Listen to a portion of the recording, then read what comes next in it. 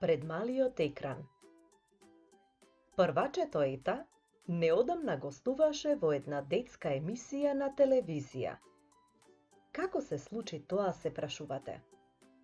Имаше среќа да биде гостинка во емисијата во која посакуваа да гостуваат сите деца.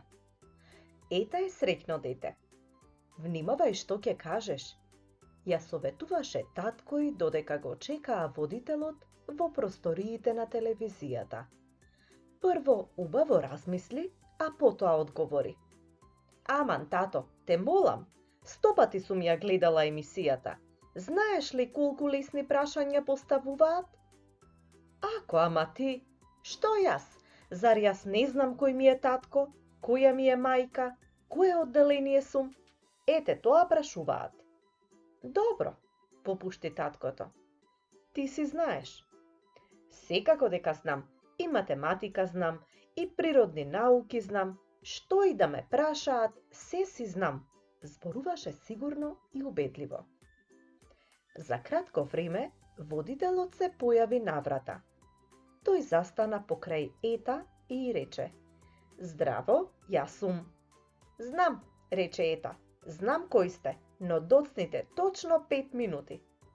Водителот се насмевна и рече: Тогаш да не губиме повеќе време.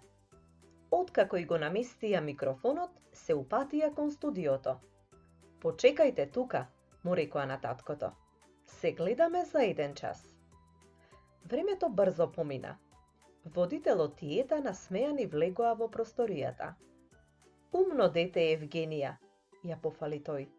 Се гледаме в недела во 12 часот пред малите екрани, се насмевна и замина.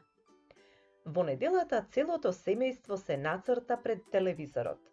Ета, мајка и, татко и постарата сестра која одеше во 7 одделение. Имаш ли брат или сестра? Прашуваше водителот од ТВ екранот. Да, имам постара сестра, одговараше Ета.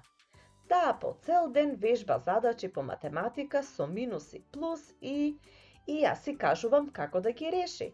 Навистина? Се исчуди водителот. Да, тато и покажува, а јас се решавам, одговараше Ета.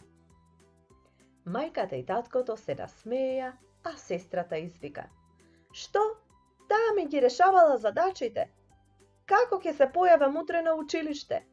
И избега во другата соба.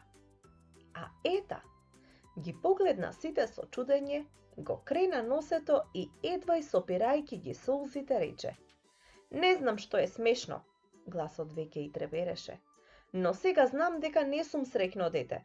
Што дека бев во емисијата кога дада ми се лути, а вие ми се смеете, рече и избега во својата соба.